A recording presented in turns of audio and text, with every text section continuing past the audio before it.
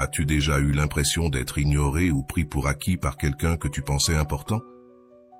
Il y a quelque chose de fascinant dans la façon dont le détachement et la distance peuvent transformer la perception des autres à notre égard. Lorsque tu cesses de poursuivre et que tu commences à prioriser, quelque chose de puissant se produit. Ceux qui ne t'ont pas valorisé commencent à remettre en question leur indifférence. Aujourd'hui, je vais te révéler comment créer une distance émotionnelle stratégique peut réveiller une connexion inattendue, non pas par manipulation, mais par respect de soi. Prépare-toi, car celui qui ne t'a pas valorisé finira par devenir obsédé par toi. Ce n'est pas un truc, c'est de la pure philosophie stoïcienne en action. Avant de commencer, je vous serais extrêmement reconnaissant si vous appuyiez sur le pouce levé, car cela m'aiderait à faire connaître cette philosophie à plus de personnes. Si vous ne voulez manquer aucune vidéo, abonnez-vous et activez la cloche.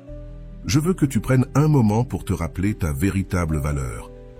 Écris dans les commentaires « Je suis suffisant » avec ou sans la validation de quiconque, ou toute autre phrase qui renforce ton pouvoir intérieur et ta force stoïcienne. Je veux te lire et voir comment tu commences à transformer ta perspective dès aujourd'hui. Numéro 1. L'importance de maintenir une distance émotionnelle. Dans le stoïcisme, l'importance de maintenir une distance émotionnelle réside dans le fait de comprendre que l'excès d'attention, de dévouement ou de sacrifice envers les autres peut générer une dépendance émotionnelle et une perte d'équilibre intérieur. Lorsque tu poursuis quelqu'un ou que tu fais trop d'efforts pour maintenir une connexion, il arrive souvent que l'effet opposé se produise. L'autre personne prend ta présence pour acquise et ne ressent pas le besoin de répondre. Le stoïcisme enseigne que la véritable force vient du fait de garder le contrôle sur tes émotions et tes actions, même dans le contexte des relations personnelles. S'éloigner ne signifie pas indifférence, mais respect de soi et de l'espace émotionnel nécessaire pour cultiver une connexion authentique et équilibrée. Lorsque tu donnes constamment sans rien recevoir en retour, tu envoies un message inconscient selon lequel ta valeur dépend de ton sacrifice. Cela déséquilibre non seulement la dynamique de la relation, mais peut aussi éroder ton estime de toi avec le temps. L'autre personne, habituée à ta présence constante, peut commencer à la prendre pour acquise, perdant ainsi l'opportunité de valoriser ce que tu offres réellement. C'est pourquoi prendre du recul et établir des limites saines est une façon de rééquilibrer la relation. En agissant ainsi, tu récupères ton pouvoir personnel et tu permets à l'autre de réfléchir à ton importance plutôt que de supposer que tu seras toujours disponible. Créer une distance émotionnelle n'est ni un châtiment, ni une manipulation. C'est un acte de soin de soi et de clarté mentale. Dans le stoïcisme, le silence et l'introspection sont valorisés comme des outils pour atteindre la paix intérieure. En choisissant de t'éloigner, tu n'ignores ni ne rejettes l'autre, tu priorises simplement ton bien-être et ta capacité à répondre de manière équilibrée. Cet espace crée l'opportunité pour les deux parties d'évaluer la relation de manière plus objective. Souvent, le silence et l'absence communiquent ce que les mots ne peuvent exprimer. La valeur de ce qui est partagé devient évidente lorsque cela n'est plus présent de manière constante. Apprendre à gérer la distance émotionnelle implique aussi d'accepter que tu ne peux pas contrôler comment les autres réagiront. Certaines personnes peuvent ne pas répondre comme tu l'espères, et c'est bien ainsi.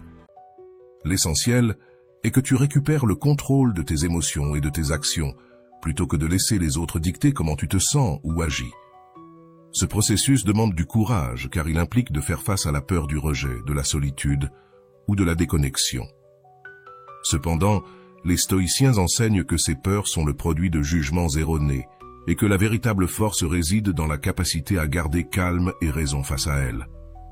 En pratique, cela signifie être conscient de quand tu donnes plus que tu ne reçois, reconnaître quand tes efforts ne sont pas récompensés et prendre la décision de reculer sereinement. Il n'est pas nécessaire de le faire avec ressentiment ou dramatisme.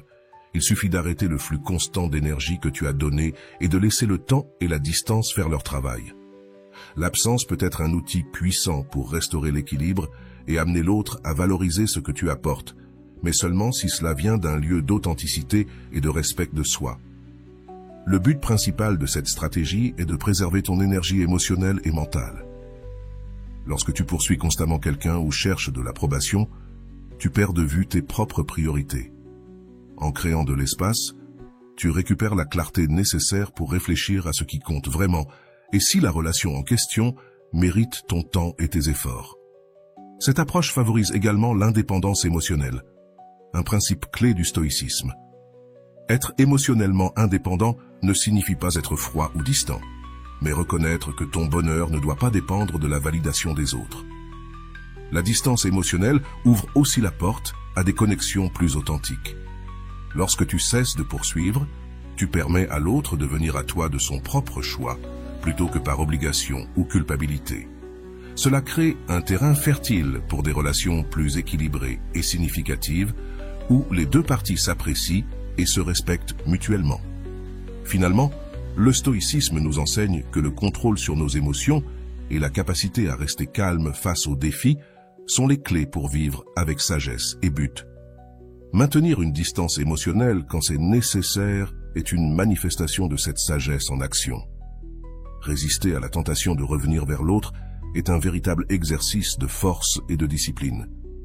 Il est facile de se laisser emporter par la nostalgie, la peur de perdre définitivement quelqu'un ou l'inconfort du silence. Cependant, chaque fois que tu cèdes à cette tentation, tu ne fais pas seulement affaiblir ta position, mais tu renforces aussi une dynamique de dépendance émotionnelle que le stoïcisme cherche à éviter. Prendre de la distance n'est pas suffisant si tu n'es pas capable de tenir fermement cette décision, car le véritable changement se produit lorsque tu choisis de prioriser ton bien-être émotionnel plutôt que l'impulsion de te reconnecter.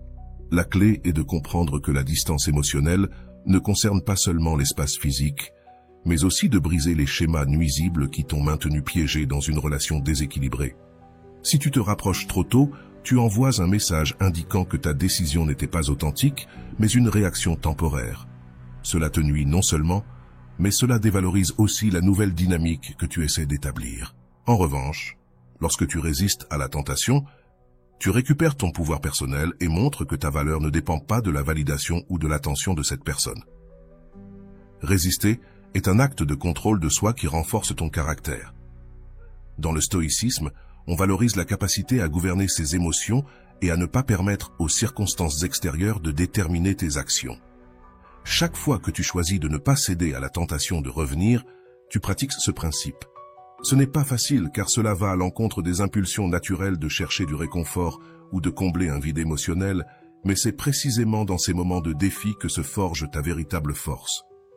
En restant ferme, tu ne gagnes pas seulement en autonomie, mais tu montres aussi à toi-même que tu peux surmonter les désirs momentanés pour un bien plus grand. La tentation de revenir peut surgir de pensées comme « Et si maintenant les choses étaient différentes ?» ou « Et si cette fois tout s'améliorait ?»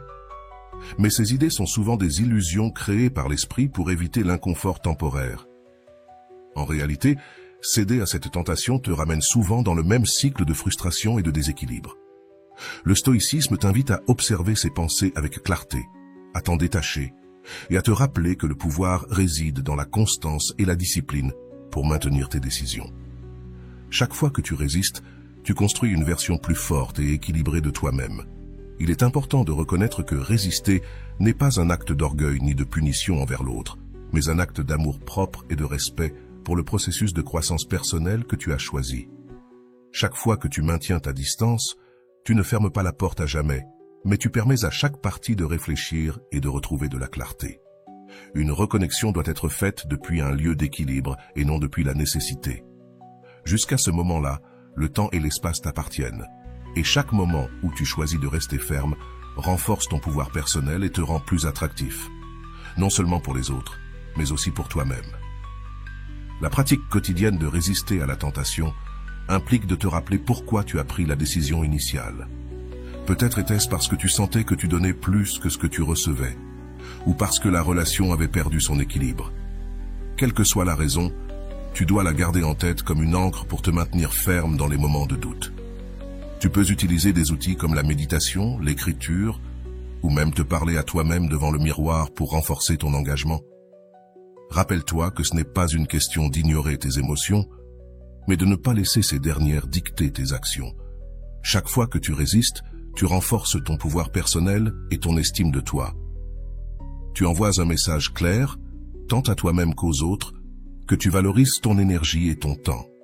Cet acte de résistance te permet de rediriger ton attention vers toi-même, vers tes objectifs et vers ce qui compte vraiment dans ta vie. Lorsque tu parviens à prioriser, l'impact se reflète non seulement sur ton bien-être émotionnel, mais aussi sur la façon dont les autres te perçoivent. L'attraction véritable naît quand une personne projette de la sécurité, de l'indépendance et du contrôle de soi. Ces qualités se développent en résistant à la tentation de revenir à de vieux schémas. Le troisième point est la peur de te perdre. La peur de te perdre est un outil puissant dans les relations humaines, non pas comme une stratégie manipulatrice, mais comme une conséquence naturelle de la valorisation de ton temps, de ton énergie et surtout de toi-même. Lorsqu'une personne s'habitue à ta présence constante, elle peut commencer à prendre ce que tu offres pour acquis, ignorant la valeur que tu apportes. En créant une distance émotionnelle, tu inverses cette dynamique et permets à l'autre personne de ressentir la possibilité de te perdre. Ce sentiment, bien que désagréable, est souvent nécessaire pour qu'elle reconsidère son attitude et commence à te valoriser réellement.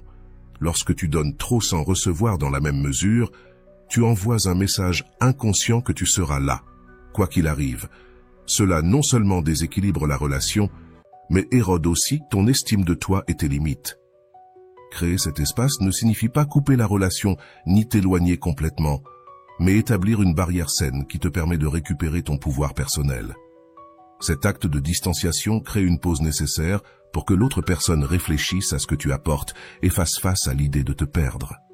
La peur de te perdre apparaît lorsque ton absence crée un vide évident dans la vie de l'autre. Quand tu es toujours disponible, quand tu dis toujours oui, ta présence devient un bruit de fond. Cependant, lorsque tu choisis de prioriser et de retirer cette attention constante, ta valeur devient évidente. Comme le disait Marc Aurèle, l'absence est un rappel de ce qui compte vraiment. En maintenant la distance émotionnelle, tu permets à cette leçon d'émerger, non pas à travers des mots, mais à travers l'expérience directe de ce que cela signifie ne pas t'avoir prêt. Ce processus demande de la discipline et une clarté absolue sur ton objectif. Il est normal que des doutes surgissent ou que l'envie de revenir te tenter. Cependant, c'est là que le stoïcisme t'enseigne à agir selon la raison et non selon l'émotion. Tu ne crées pas cette peur pour manipuler ou nuire, mais pour restaurer un équilibre qui avait été perdu. Rester ferme dans ta décision envoie un message puissant, non seulement à l'autre, mais aussi à toi-même, que tu mérites d'être valorisé et que ton temps et ton énergie ont des limites. La réaction de l'autre personne à cette distance peut varier. Certains peuvent répondre avec gratitude, reconnaissant ce qu'ils ne voyaient pas avant. D'autres peuvent résister, pris dans leur orgueil ou leur confort. Cependant, l'essentiel n'est pas la réaction de l'autre, mais ton engagement à maintenir tes principes. Rappelle-toi que tu ne peux pas contrôler la façon dont les autres réagiront, mais tu peux contrôler comment tu choisis d'agir. C'est le cœur du stoïcisme. Se concentrer sur ce qui est sous ton contrôle et lâcher prise sur ce qui ne l'est pas. Lorsque la peur de te perdre commence à faire effet, tu remarqueras un changement dans la dynamique. L'autre personne peut chercher à se reconnecter avec toi, montrer un véritable intérêt ou même changer des comportements qui auparavant t'affectaient. Ce changement ne se produit pas parce que tu l'exiges, mais parce que l'expérience de ton absence les oblige à réévaluer tes actions et ton importance dans leur vie. En n'étant pas là pour remplir automatiquement le vide, tu leur permets de faire face à la réalité de ce que signifie te perdre. Cet espace pour la réflexion est essentiel pour que toute relation se transforme et évolue. Cependant, tu dois être préparé à accepter n'importe quel résultat. Toutes les personnes ne seront pas prêtes à changer ou à valoriser ce que tu apportes, et c'est bien ainsi. Le stoïcisme nous enseigne que le véritable succès ne réside pas dans la manière dont les autres réagissent, mais dans la sérénité de savoir que tu as agi avec intégrité et clarté. Si quelqu'un ne répond pas à ton absence, c'est un signe que peut-être cette relation n'était pas destinée à rester dans ta vie. Ce processus ne filtre pas seulement les connexions superficielles, mais il renforce aussi ta capacité à maintenir des relations plus significatives. La peur de te perdre, lorsqu'elle se réveille, a le pouvoir de transformer non seulement la perception que les autres ont de toi, mais aussi la perception que tu as de toi-même. En établissant des limites et en priorisant ta valeur, tu envoies un message clair au monde. Tu n'as pas besoin de mendier de l'attention ni de te sacrifier pour être apprécié. Ce changement interne te libère de la dépendance émotionnelle et te permet de construire depuis un lieu de respect mutuel et d'équilibre. En fin de compte, le véritable pouvoir ne réside pas dans le contrôle des autres, mais dans le maintien du contrôle sur toi-même et sur tes décisions.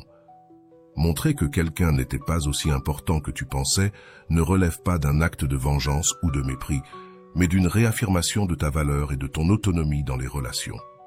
Lorsqu'une personne s'habitue à être au centre de ton attention, elle peut commencer à prendre pour acquis ta présence et tes efforts. En retirant cette attention et en te concentrant sur toi-même, tu changes non seulement la dynamique émotionnelle, mais tu envoies également un message clair. Ton bien-être ne dépend pas d'eux, et ta vie continue d'avancer avec ou sans leur participation. Ce changement n'a pas besoin d'être annoncé. Tes actions et ton silence seront suffisants. La distance émotionnelle est un outil puissant pour recalibrer la manière dont les autres te perçoivent et te valorisent. Lorsque quelqu'un est habitué à recevoir ton temps et ton affection sans effort, il a tendance à croire qu'il a une place assurée dans ta vie. En retirant cette énergie, tu montres que tu n'es pas une ressource inépuisable et que ton attention n'est pas un droit mais un privilège. Cela crée un espace nécessaire pour qu'ils réfléchissent à leur attitude et à ce qu'ils apportaient réellement à la relation. Tu ne fermes pas la porte, mais tu ne la laisses pas non plus ouverte sans condition.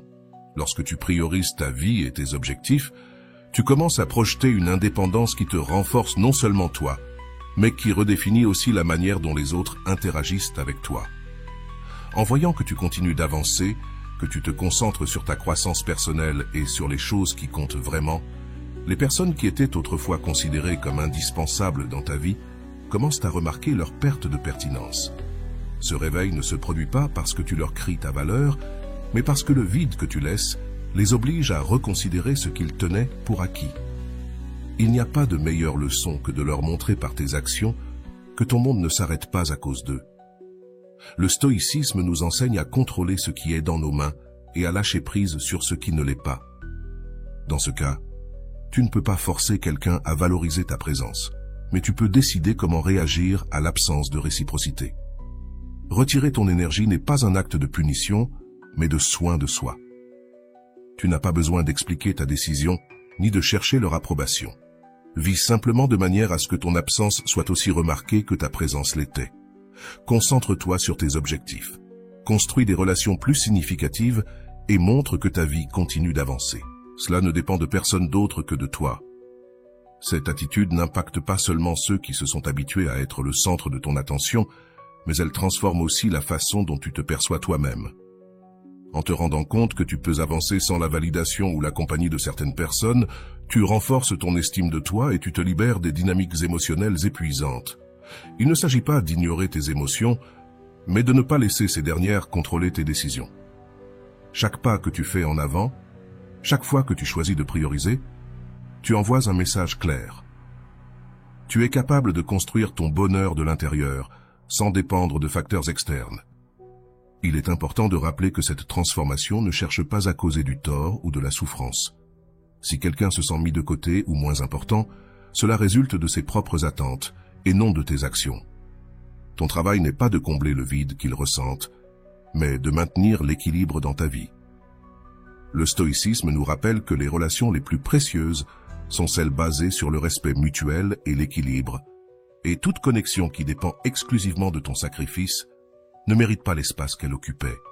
À mesure que tu avances sur ce chemin, tu remarqueras que les personnes qui apprécient vraiment ta présence commenceront à faire un effort sincère pour se reconnecter avec toi. Elles le feront non pas parce que tu les manipules, mais parce qu'elles ont compris ce que tu apportes à leur vie. Ceux qui ne le feront pas resteront simplement derrière, et c'est bien ainsi. Tout le monde n'est pas destiné à rester, et apprendre à accepter cela fait partie du développement personnel. Ton énergie doit être investie dans ceux qui la valorisent et l'apprécient, pas dans ceux qui la prennent pour acquise. Montrer que quelqu'un n'était pas aussi important que tu le pensais n'est pas un acte de mépris, mais une déclaration du fait que tu t'éclates toi-même en premier. Ce processus ne profite pas seulement à tes relations actuelles, mais aussi à celles futures, car il établit un standard clair de la manière dont tu souhaites être traité. En fin de compte, la véritable leçon réside dans ce que tu t'apprends à toi-même. que ta valeur ne dépend pas de la façon dont les autres te perçoivent, mais de la manière dont tu te vois et te traites toi-même. C'est là le véritable pouvoir que le stoïcisme nous invite à cultiver. Récupérer ton pouvoir personnel commence par un acte de courage. Décider que tu ne vivras plus à la recherche de validation ou d'approbation des autres. Lorsque tu poursuis constamment quelqu'un, tu envoies un message inconscient selon lequel ta valeur est liée à sa reconnaissance. Mais le stoïcisme nous enseigne que notre pouvoir ne doit pas dépendre de facteurs externes, mais de notre capacité à nous gouverner nous-mêmes. En prenant la décision de créer de la distance émotionnelle, tu ne fuis pas, ni ne punis, mais tu réclames ton énergie et réaffirmes ta valeur. Lorsque tu établis une distance émotionnelle, tu envoies un message clair. Tu n'es pas disposé à être une option secondaire, ni à être pris pour acquis. C'est dans cet espace que l'autre personne a l'occasion de réfléchir à ce que signifie ton absence. Si quelqu'un en arrive à prendre ta présence pour acquise, la seule manière de briser cette dynamique est de retirer l'énergie que tu offrais auparavant. Il ne s'agit pas de manipuler, mais de permettre que le vide parle de lui-même. Parfois, l'absence communique ce que les mots ne peuvent pas exprimer. Récupérer ton pouvoir personnel implique également de redécouvrir qui tu es. Lorsque tu cesses de te concentrer sur les autres, en maintenant la distance, tu commences à remarquer combien de temps et d'énergie tu consacrais à poursuivre ou à maintenir des relations déséquilibrées. Cette énergie, une fois redirigée vers toi, devient une force transformatrice. Tu commences à construire une vie qui te remplit, te fortifie et ne dépend pas de la validation externe. Ce processus n'est pas seulement libérateur, mais profondément responsabilisant, car tu te rends compte que tu n'as jamais eu besoin de personne d'autre pour te sentir complet. La clé pour rester ferme dans cette décision est de te souvenir de pourquoi tu le fais. Il y aura des moments où la tentation de revenir s'approcher reviendra, des moments où la peur ou la nostalgie tenteront de te convaincre de revenir aux anciens schémas. Mais c'est ici que le stoïcisme t'offre sa guidance. Agis depuis la raison, pas depuis l'émotion. Chaque fois que tu choisis de ne pas céder, tu te renforces. Tu peux récupérer ton pouvoir personnel en envoyant un message, non seulement aux autres, mais aussi à toi-même, de que tu mérites plus. Ton temps et ton attention sont précieux et doivent être gagnés, non considérés comme un droit. Ce processus t'enseigne aussi à établir des limites claires, tant pour toi que pour les autres. Les limites ne sont pas des barrières qui éloignent les gens, mais des espaces qui protègent ta paix et ton énergie. Lorsque tu décides qui a accès à toi et dans quelles conditions, tu reprends le contrôle de ta vie. Cela ne te bénéficie pas seulement à toi, mais redéfinit aussi la manière dont les autres agissent avec toi. En voyant que tu te valorises suffisamment pour établir des limites, ceux qui t'apprécient réellement commenceront à les respecter, tandis que les autres s'en éloigneront. Récupérer ton pouvoir personnel signifie aussi accepter que tu ne peux pas contrôler la réaction des autres. Certaines personnes apprécieront ton absence et chercheront à se reconnecter, depuis un lieu de respect et d'appréciation, tandis que d'autres ne réagiront peut-être pas du tout. Mais cette incertitude ne doit pas te décourager, car le but principal de ce processus n'est pas de changer les autres, mais de te transformer toi-même. La véritable force réside dans la capacité à maintenir ta décision, même sans voir de résultats immédiats. Le changement le plus important ne se fait pas à l'extérieur, mais à l'intérieur de toi. Lorsque tu reconquiers ton pouvoir, tu remarques que les dynamiques changent. Tu n'es plus celui ou celle qui poursuit, qui donne plus que ce qu'il ou elle reçoit, ou qui sacrifie sa paix pour maintenir des relations déséquilibrées. Maintenant, tu es quelqu'un qui choisit soigneusement à qui il ou elle donne son temps et son attention. Ce changement ne te bénéficie pas seulement émotionnellement, mais il te rend aussi plus attirant pour les autres, car tu projettes de la sécurité, de l'indépendance et un profond respect de soi. Tu ne dis pas que tu n'as besoin de personne, mais tu as appris à prioriser. Le stoïcisme nous rappelle que le véritable pouvoir vient de l'intérieur, de notre capacité à agir en accord avec nos valeurs, et non d'être esclave de nos émotions. Récupérer ton pouvoir personnel est un acte d'auto-affirmation. Dire que tu vaux pour ce que tu es, non pour ce que tu fais pour les autres. Ce changement ne se produit pas du jour au lendemain, mais chaque pas que tu fais te rapproche d'une vie plus pleine, plus équilibrée et plus authentique. La récompense n'est pas seulement la transformation de tes relations, mais la profonde paix de savoir que tu vis maintenant selon tes propres termes. Aider les autres à voir leurs propres faiblesses. Lorsque tu choisis de t'éloigner émotionnellement de quelqu'un, tu ne crées pas seulement de l'espace pour toi, mais tu lui donnes aussi une opportunité précieuse, celle de faire face à ses propres faiblesses et de reconnaître la dépendance qu'il ou elle ne savait peut-être même pas avoir. Beaucoup de gens vivent dans l'illusion qu'ils sont autosuffisants, forts et indépendants, mais cette perception peut se briser lorsque ceux qui les soutenaient constamment disparaissent de l'équation. Ta distance n'était pas un acte de cruauté, mais un reflet de leur réalité. Tu leur montres qu'en l'absence de ton soutien, ils doivent faire face à leurs peurs, leurs insécurités et leurs manques. Dans les relations, il est courant qu'une personne prenne le rôle de pilier émotionnel, toujours disponible pour écouter, résoudre des problèmes ou simplement être présente. Cependant, ce rôle peut devenir un fardeau lorsque l'autre partie le considère comme acquis. En te retirant, tu ne leur refuses pas ton aide de manière capricieuse, mais tu leur rends la responsabilité de faire face à leurs propres difficultés.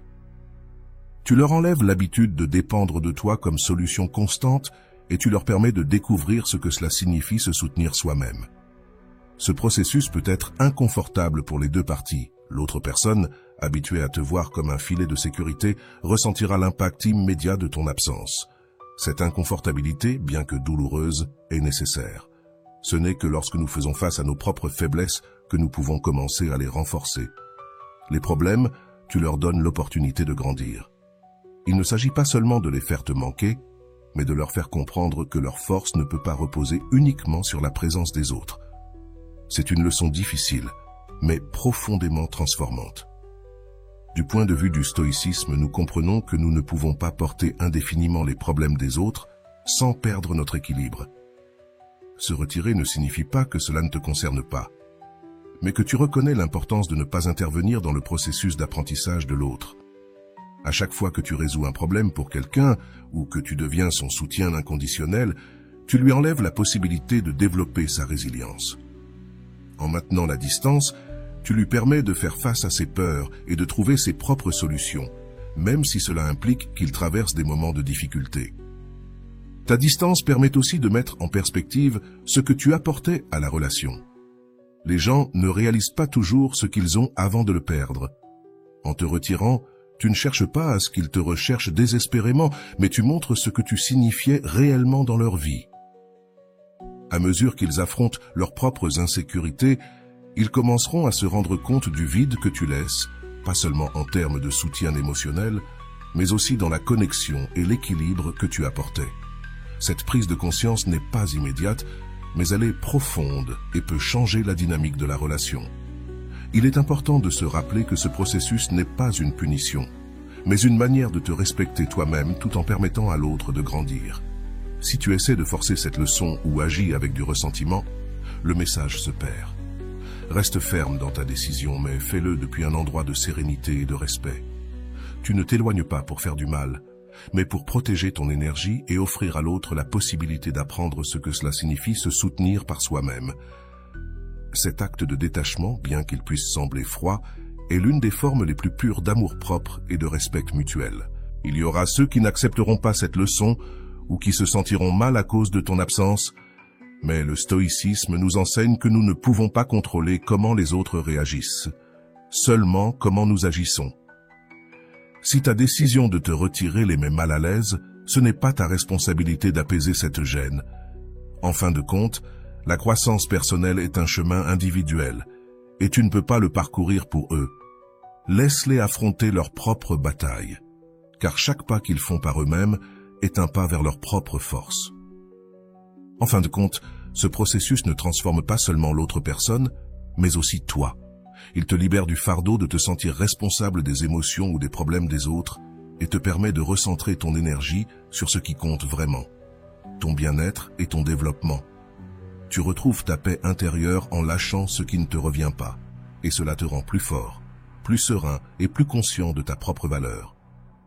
Dans le silence de ton absence, tu leur permets de découvrir leurs faiblesses et en même temps, tu renforces tes limites.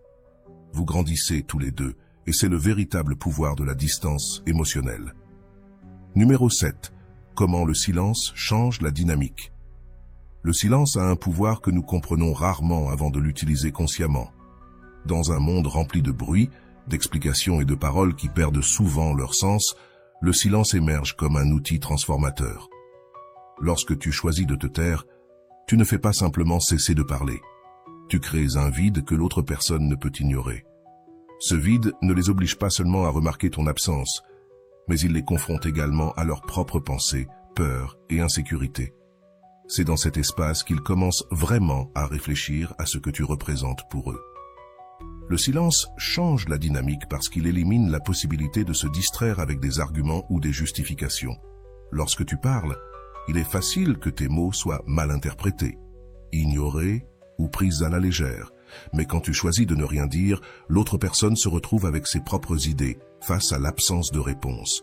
Ce n'est pas une tactique pour manipuler, mais un rappel subtil que ta présence et tes paroles ne doivent pas être considérées comme acquises.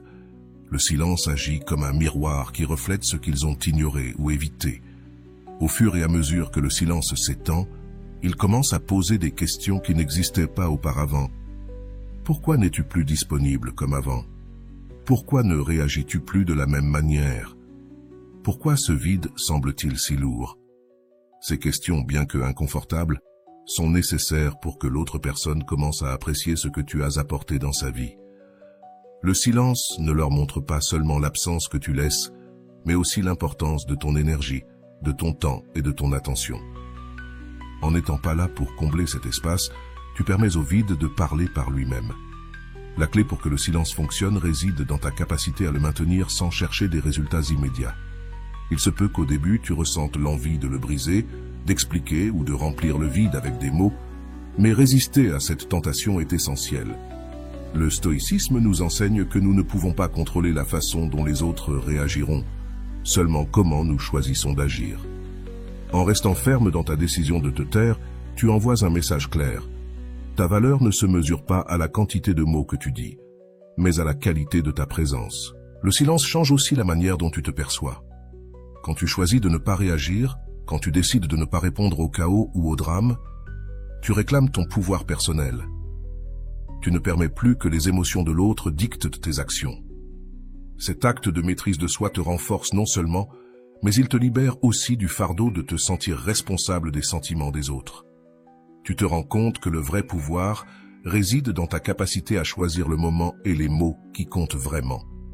Pendant ce temps, l'autre personne éprouvera une gêne croissante face au silence. Cette gêne n'est pas de ta responsabilité de l'apaiser. C'est une occasion pour elle de réfléchir et de prendre la responsabilité de ses propres émotions. En n'intervenant pas, tu lui permets de faire face à son propre vide, quelque chose qui peut être profondément transformateur si elle en profite.